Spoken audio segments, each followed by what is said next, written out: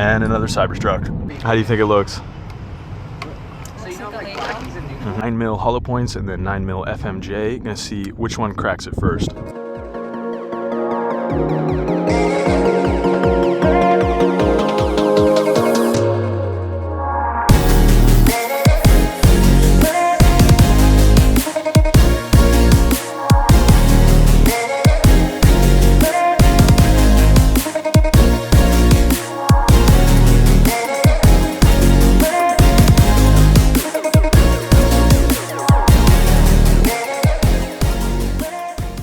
What is going on, you guys? Welcome back to the channel. Today we are in the Tesla Cybertruck Foundation Series, another vehicle from my friends over at Monza Exotics. I'll link them in the description of this video. If you're in Southern California looking to rent any luxury exotic car, go hit them up. They'll take care of you. They've got a beautiful fleet of exotics that they're always adding to, including this Cybertruck that you can rent today. Now jumping right into the video, the Cybertruck's powered by Tesla's dual motor system, producing 600 horsepower, and putting that power to all four wheels will get you from 0 to 60 in about 3.9 seconds with a range of 340 miles, a curb weight of 6,900 pounds, an 11,000 pound towing capacity, and a starting price right over $82,000. This being the Foundation Series, it was the initial Cybertruck offered by Tesla. You can now opt for the upgraded Cyberbeast model, which will get you the tri-motor system, putting out 845 horsepower and a 0 to 60 time of 2.6 seconds for the starting price of $102,000. Now with that said, the $82,000 MSRP of the Foundation Series and the $102,000 MSRP of the Cyberbeast were the numbers associated with the purchase price at the time of launch a few months ago.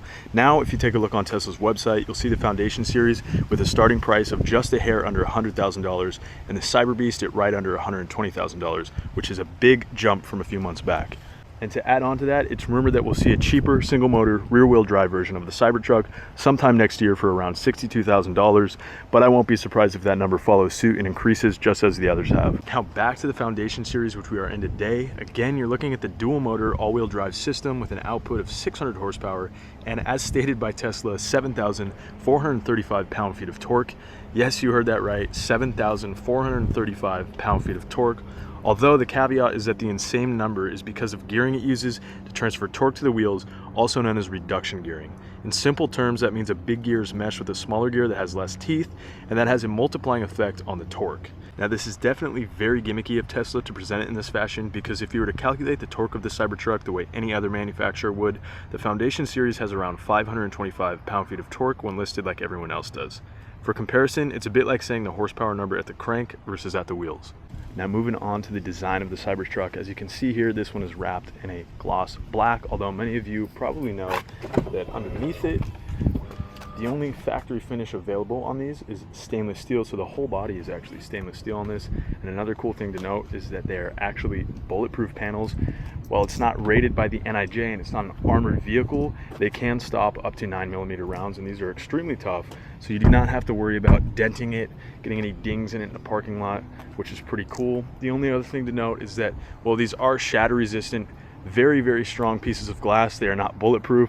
So while you could stop up to a 9mm round on the doors, not so much with the window. So it's not an armored car. I wouldn't want to test that with my life, but just another neat thing to note about those stainless steel panels that are very, very durable. And it seems we're seeing more and more Cybertruck owners actually wrap their vehicles. Number of reasons. One, to kind of just maintain a nice finish of the stainless steel, because as you can imagine, like any appliance or stainless steel refrigerator, they do mark up pretty easily with fingerprints, scratches, and all that. So putting a wrap on it gives it a little extra layer of protection and prolongs the life of it. Now the side profile of this thing is just crazy. It's like a monolithic triangle or pyramid. There's literally no curves on this truck anywhere other than the wheels. I mean, even down to the arches here, everything is very rigid. You got the mirrors, which kind of mimic the triangular design of the truck on the side there. There's really not a single rounded curved area on this truck, and some spots are actually so sharp that you could really cut yourself if you tried, or you snipped the edge there. Yeah, so that's one thing to watch out for, a lot of these pointy edges on this truck. Definitely wouldn't want to get hit by this thing, even slow moving. As you can see here, it'd probably pop through you without too much effort. And taking a closer look at those rigid arches here, we'll see on either side of the front arches, you've got that built-in blind spot monitoring camera, which will display on the infotainment when you're changing lanes, just to give you a little extra visual on cars next to you that you might not catch in the mirror. And then on the back here, we've got the charge port. Pop open and reveal this kind of cool little Cybertruck side profile logo in there, and that's your charge port location on the back. Getting a closer look at those 20-inch wheels, if you saw the pre-production vehicle, you may be wondering why the covers are missing from all the Cybertrucks on the road, and that's due to the fact that they were recalled because they were impacting the sidewall of the tires. So Tesla will be shipping them out to the owners at a later date once that's worked out on the engineering side. Another cool thing to note about the Cybertruck is the adjustable air suspension that can be raised or lowered on the fly up to 25 miles an hour and provides up to 17 inches of ground clearance, which is pretty impressive, along with 35-degree approach and 28-degree departure angles, making it pretty capable off-road. Another thing that you probably picked up on is the lack of badging on the Cybertrucks. You don't have any Tesla logos, anything like that, other than on the Foundation Series here. Obviously, we can't see it because this one's wrapped. You've got a very, very subtle badging on the back that says Foundation Series right there, along with on the sides of the front by the wheel arches. Very minimal, subtle, but other than that, there's no kind of logos, Tesla badging, anything like that on the truck. Something else to make note of the size of the Cybertruck, it looks really big, although it's not crazy given the size of modern pickups. It is smaller than an F-150. This is 19 feet long, so it's a large vehicle, but in terms of pickup trucks, which this is, it's not that bad. And coming to the front of the vehicle, we see that absolutely massive front windscreen, which goes up the entire front angle of the car to the back there, along with that huge mono wiper. Side mounted for a few reasons. One, it increases range. Two, really keeps up the aesthetic without breaking up the sleek design of the truck, as well as stays out of the driver's line of sight. So all around, pretty good use of the space and location for that massive wiper, which is, I don't think I've ever seen a wiper this size on a car, maybe a semi-truck or something. But you do have to consider how big it needs to be for this massive front windshield. We've also got that huge front light bar, which runs the entire length of the front of the vehicle.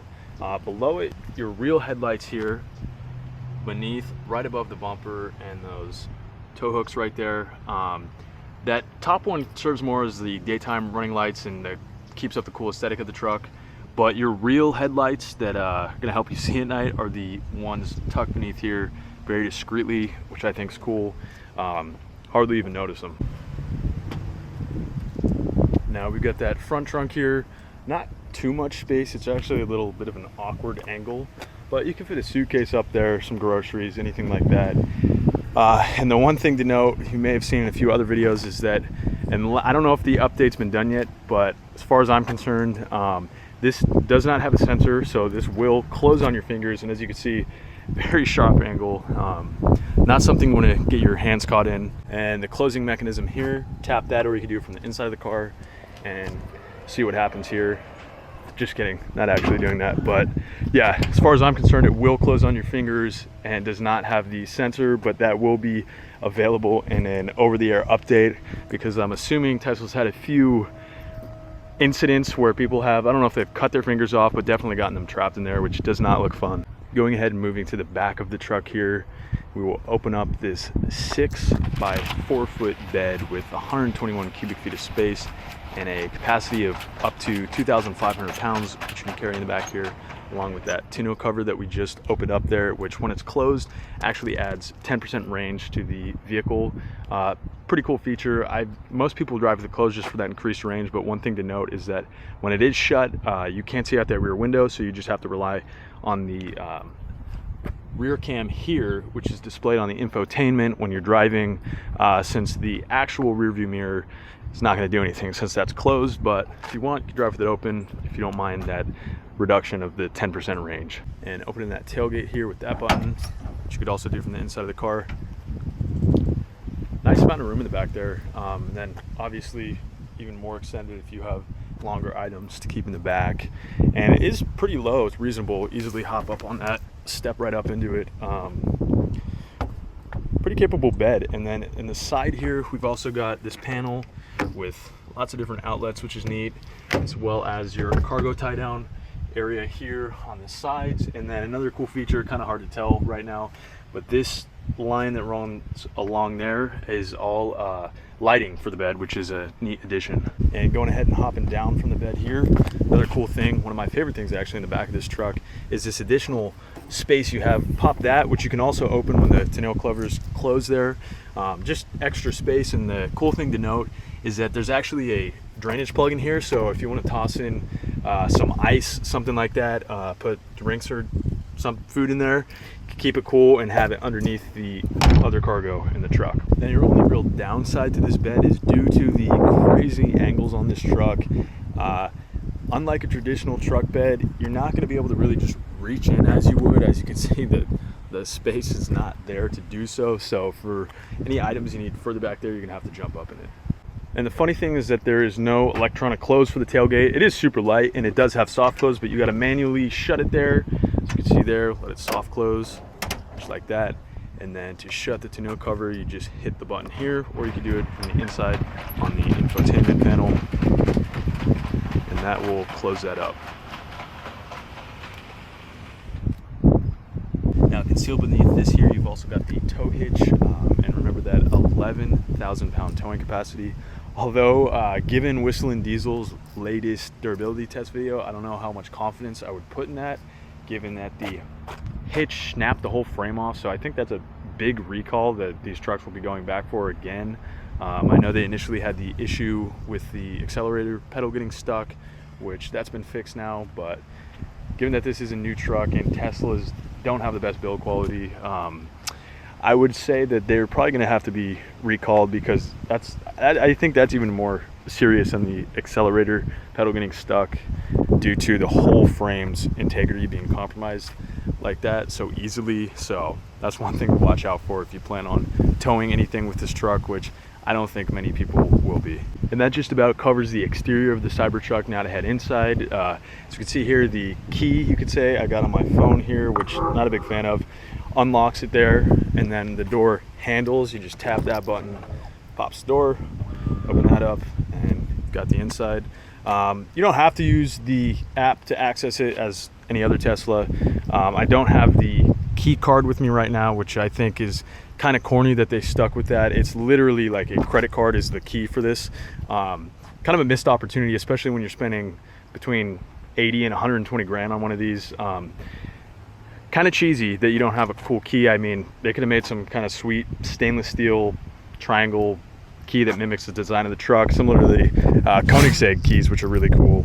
I don't know, just something that I think they missed the opportunity on when making a unique vehicle like this. And stepping into the driver's seat, on the door sill here, we have this really cool Cybertruck logo in that weld font that looks awesome there.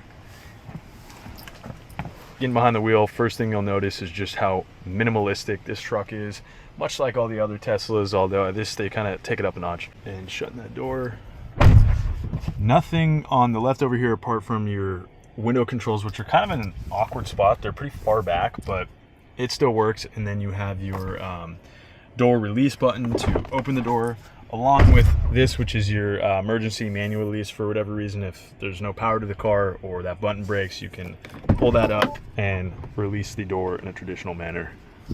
And to the left of the seat, like most other vehicles, you've got your seat controls there.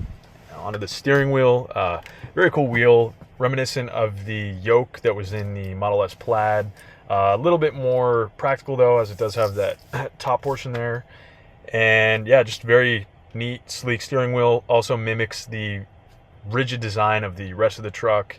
And as you can see there, we got the Cybertruck logo in the center of the steering wheel, which is a nice little touch as well. And while we're on this very angular steering wheel, something important to note, very cool thing about this truck is the steer-by-wire system with variable steering ratio and four-wheel steering, which is pretty neat how it works by making low-speed turning more responsive while softening the ratio at highway speeds. And as a result of the drive-by-wire system, there's no hand-over-hand turning at all in tighter low-speed environments like you would traditionally encounter. And we'll demonstrate that, just how minimal the input is right now. Super tight, you can really see the rear wheels turning, and half a turn is full lock in this car, which is pretty wild. You see low speed here, how tight that turn is, and your full lock is half a turn there, which is pretty cool. This 19-foot truck, not a big space here to be able to pull these circular turns in here Great turning radius given the size of it, and the fact that this drive-by-wire system allows you to do so with turning the wheel 90 degrees. Something else to make note of on the steering wheel here is that there is no stalks on the column whatsoever. All your controls are on the wheel itself for your turn signals and your wipers, cruise control, everything like that. And moving on, the angles of this truck, you know, everything from the aggressive panels to even the cup holders here, you can see follow that real angular, rigid design of the truck. Kind of reminds me, it's reminiscent of the way the Huracan has that hexagonal theme where everything in that car is a hexagon. Kind of similar to that. If you haven't seen that in the last video, I'll link that here to go check out, but very similar design elements that have those little nods. And another thing you might have noticed on the dash up here, there is no vents at all. They're hidden behind here. They work very well. AC is great in this car, but nice sleek design, so no visible AC, climate vents there.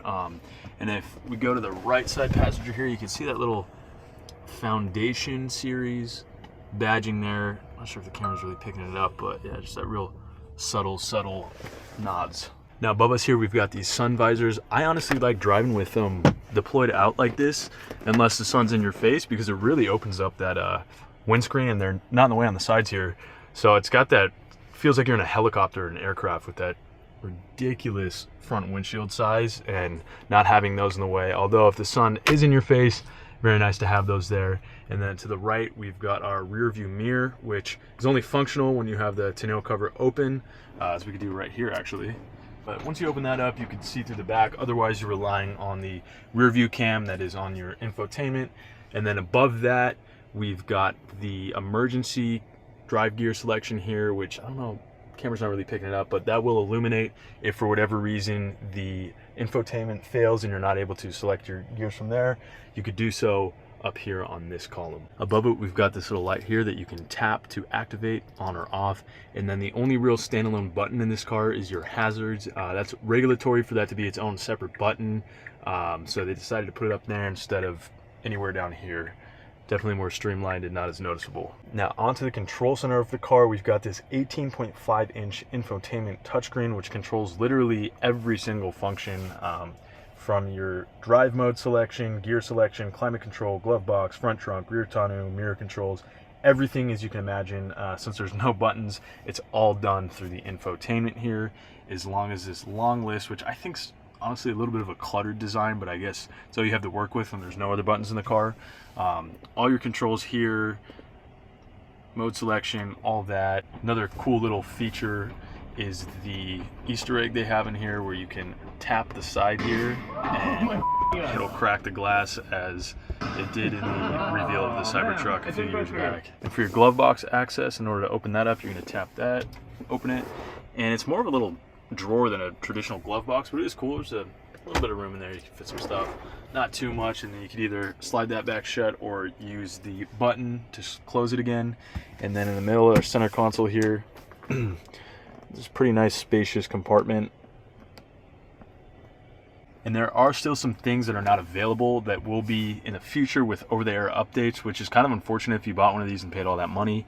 Certain things you want to have access to. It looks like there's still no full autopilot. Pretty good timing though. It looks like they just released the feature for the locking differentials, which that wasn't available for the longest time. That was another over-the-air update. And they're slowly rolling out more and more things in terms of that autopilot, self-drive, the differential locks, and then there will also be some additional air suspension adjustments that'll become available in the future with their over-the-air updates. And then for your controls, here we also have the ride height adjustment, which it's on low right now. You can go ahead and raise that to high, which it does very quickly actually.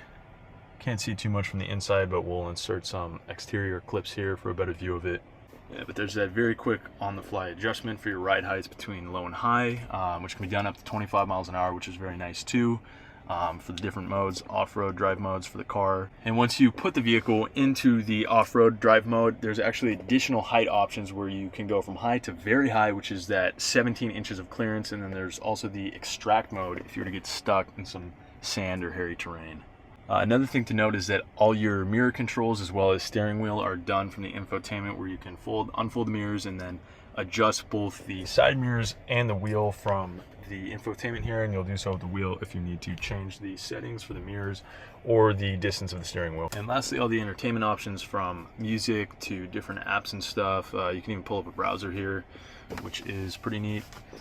So whatever you want to pull up on there. And now that pretty much covers the front of the car, so we'll go ahead, hop out, check out the back. And as you can see, this front window here has this wild cut to it. Really matches the whole design of the truck. And then opening the back here, something pretty sweet to note is that this rear door pivots to 90 degrees. So very, very easy entry and exit into the back seat there, in which you have a good amount of room for the sloped roof, which in other cars you'd think you'd have to sacrifice a decent amount of headroom, but this is pretty comfortable. I mean, your head is close to it. The top of the bill of my hat is touching right now, but for the aggressive design of this, there's a very, very fair amount of headroom. And in the back here, we also have that 9.4-inch display, which is cool for all your climate and entertainment controls from Netflix to YouTube. Very easy to use. The software is pretty nice. There's a little tiny bit of a lag, but I mean, that's expected for the most part. Pretty nice touch in the back. It would be kind of cool if this were removable, but it is what it is. And due to how minimalistic this truck is, there's not much to cover in the back seat, so that is just about it. One more thing though, hopping out here, nice touch just for some extra cargo space and room. These seats do fully lift up there, so there's plenty of space to throw some extra stuff in the back. And I really think there's an impressive amount of room in this truck between the front, the bed, and the back here. There's not much that you couldn't fit in this and really utilize all the space and make it a practical pickup truck. I mean, this truck just looks like some kind of Promethean artifact left by an alien race. Love it, hate it. As ugly as it is pretty cool, and it is hard to ignore. One more thing to note is the drive selection in the Cybertruck. It's actually this little slider here, which to go forward, you slide it forward, reverse, slide it back, and then you hold that P there to put the car in park. All right, now that we've gone over the Cybertruck, both inside and out, let's do the fun part. Let's go for a drive.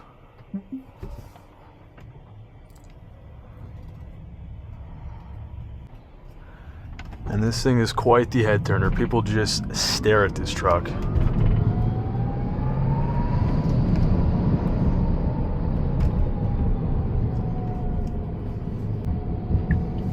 As you can see on here, that side blind spot monitoring camera comes into play when you use the signals there. And then also we've got the rear view on the screen, because with the tonneau cover closed, can't see out the back at all.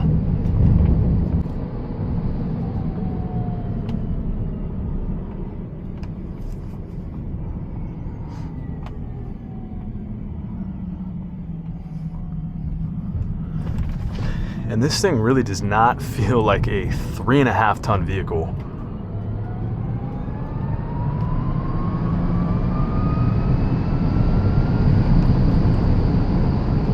So smooth, so quick, as expected with any electric car. And again, that drive-by-wire system is pretty cool because it dampens it like crazy at higher speeds, so it's not nearly as sensitive versus low-speed maneuvering, as you saw back there when we were doing the little 360 turns in that small cul-de-sac, versus when you're on a highway, not nearly as responsive, which is very nice.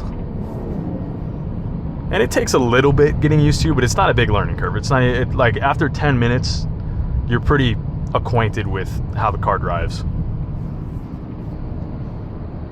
And we got, let's see, 46% charge, so 146 miles.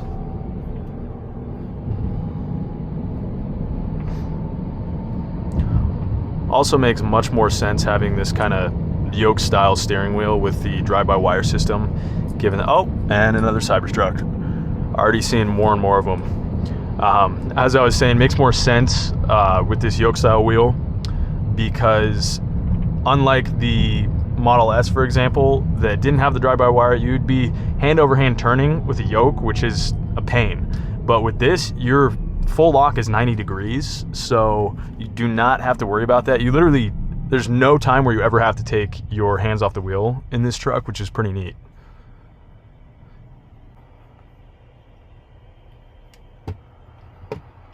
Yeah, this thing gets lots of attention. People either love it or they hate it.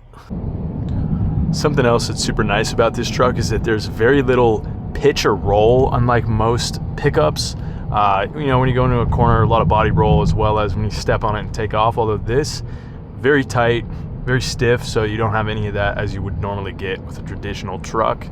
And I'm not in trucks very often, mostly supercars and luxury cars.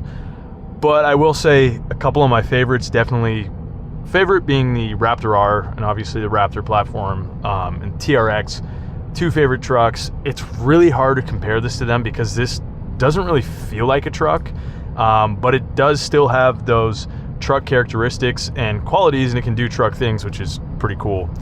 And then another very neat truck that I just reviewed is the Velocity F100, their restoration of a 1970 Ford F100, and that thing was just incredible. But again, you can't really compare a EV futuristic Cybertruck to a Resto Mod 1970s Ford. They're both very cool in their own unique ways. Not sure how well it's picking up on camera, but crazy fire over in Trabuco Canyon, kind of by Santiago too. Unfortunately, I wanted to shoot the 4x4 squared up there today, but that's definitely not happening anytime soon, probably.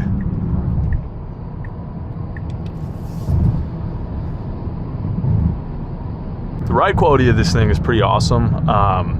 It's smooth, but it's not too smooth. It's not on the level of a luxury car where you still kind of feel like it's a truck, but it rides like a very nice truck. And not much wind noise at all, which is kind of surprising for the drastic, aggressive shape of the car. Get a little bit of wind noise, but mainly tire noise, and that's about it. And we'll go ahead and open up that tonneau there so you can get a little example on the road. It's open now.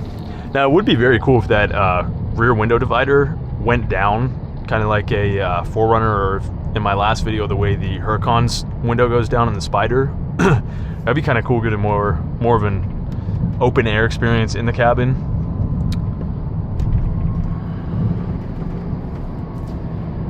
And then the only thing you're really sacrificing with having that open is the 10% range increase you would normally have, but not the end of the world.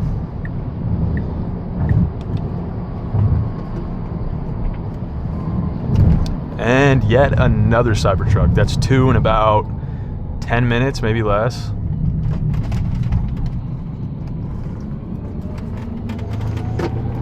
Catch up to him. And we're gonna start seeing tons of these on the road.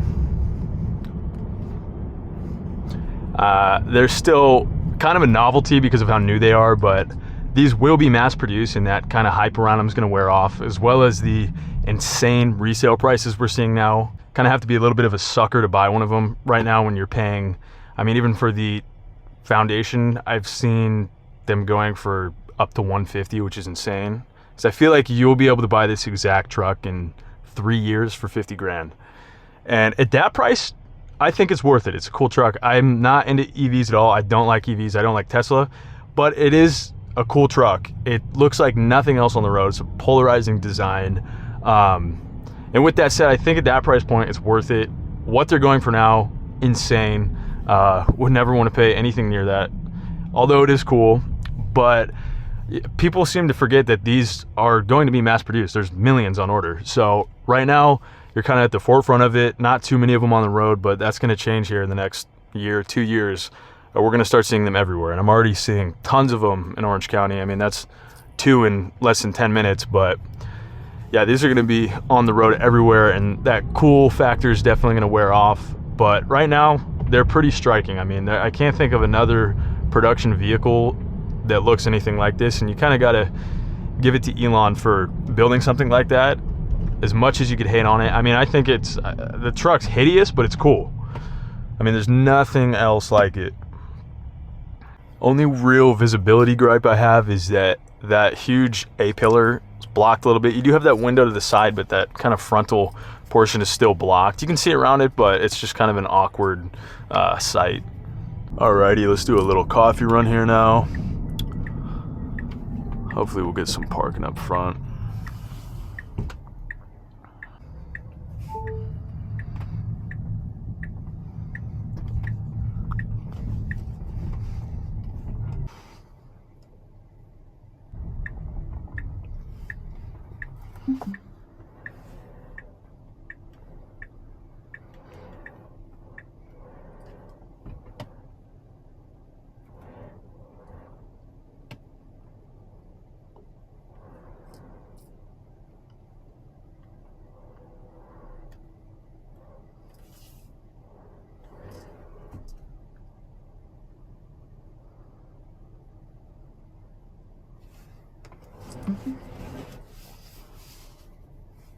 Now at 19 inches, parallel parking this is not the easiest task, but still get the job done. As you see, that was pretty tight, but still doable.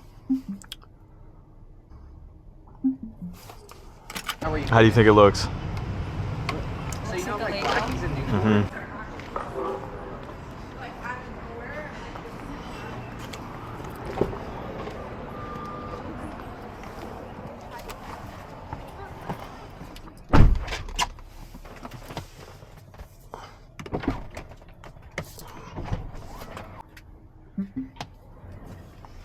Okay. Oh, that's so cool. Even the camera. Oh my gosh, the camera is so cool. Wow. That is so cool. A little map situation. OMG. I am actually pretty impressed with the handling of this. It drives much better than I thought it would, given the size and weight of it. And the fact that it's a Tesla, because if I'm being honest, all the past Teslas I've been behind the wheel of just drove like trash, but this actually feels decent behind the wheel. So don't mind that rear view mirror on here. It's nice because it's kind of at eye level for a quick, easy glance.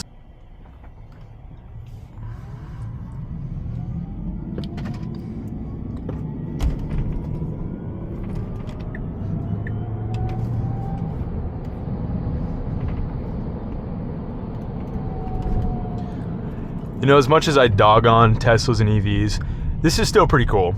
I'd still never buy one, but it's a cool car. You gotta appreciate it for what it is. I believe the numbers are on the superchargers. You'll regain 130 miles of range, I believe, in 15 minutes, I want to say. All right, so now we're gonna go ahead and test those stainless steel door panels. We got here 9mm hollow points and then 9mm FMJ. Gonna see which one cracks it first.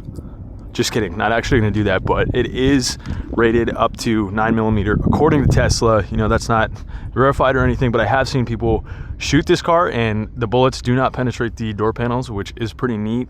Whistle and Diesel even put, I don't know if it was C4 or what, but puts on the panels in the back, blew it up, dented it like crazy, but it did not compromise the structural integrity of the door whatsoever. It blew the panel off inside, but outside was still intact. So yeah, that is pretty neat.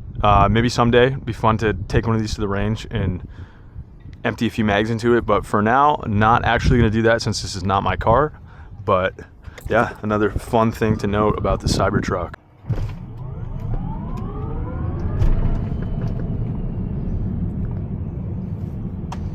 Not too bad for a nearly 7,000 pound pickup. And even this being the just 600 horsepower version, it's still plenty fast for a truck. I'm sure the Cyber Beast version with 845 horses is an absolute blast, but this certainly gets the job done, no question.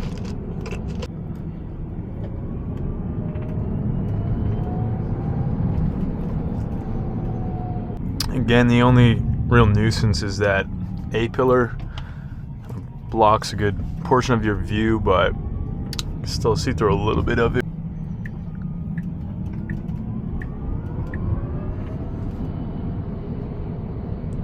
So many cops out today.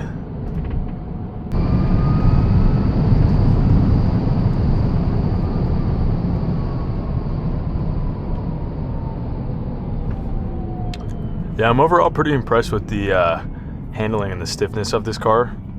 Feels really good, especially on these all-terrain tires. Not bad at all. And there's no doubt it's ugly, but it's unique. You know, it's quick, maneuverable, audacious. For sure the most striking thing on the road right now. And at the moment, I know they're only available in North America. I don't know if it's going to stay that way. I wouldn't be surprised if it does, but for the time being, you can only get these Cybertrucks in North America.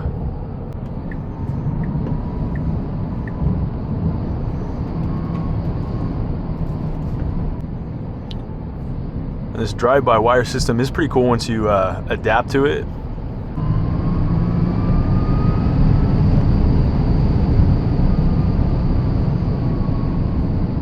Oh, what do we have there? Old Diablo? Wow. That's sick. See, how could you take an EV over that? I don't care how quick electric cars are. That's fantastic. Just never replaces the soul and the analog driving experience. Because, I mean, after a certain amount of time, you can only launch it and have so much fun. Like, it gets, honestly, after a day, it kind of gets old. It's much better when you have a screaming V12 behind you and a manual gearbox. Although, like I said before, taking it for what it is, the Cybertruck is cool, very innovative, very groundbreaking.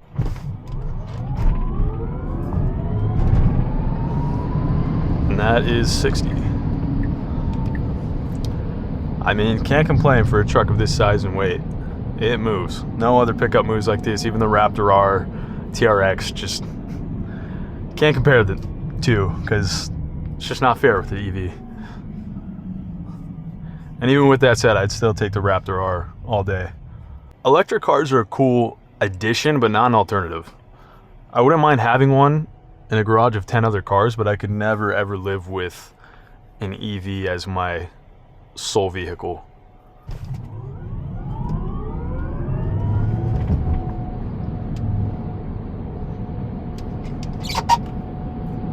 It's fun, but like, at what point does that get boring? All right, we're gonna come to a stop here and launch it.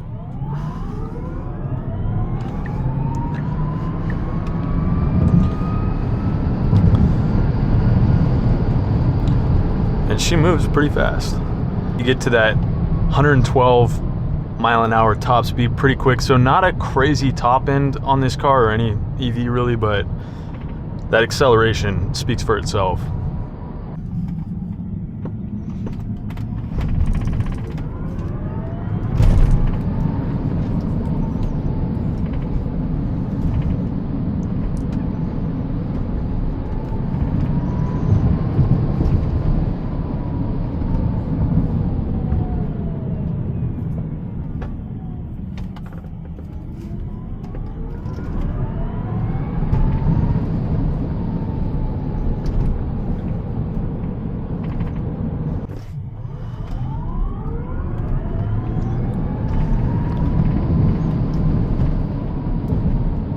No slouch at all.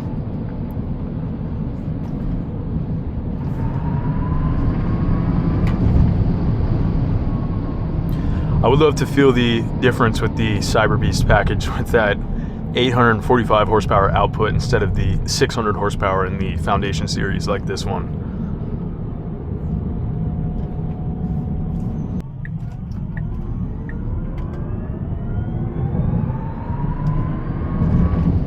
Also saw 2 more Cybertrucks when I wasn't recording. So that is 4 in about an hour. Coming down here, we'll show you just how tight that U-turn capability is. Watch this, no hands off the wheel. Turn it to full lock, and boom. Pretty cool.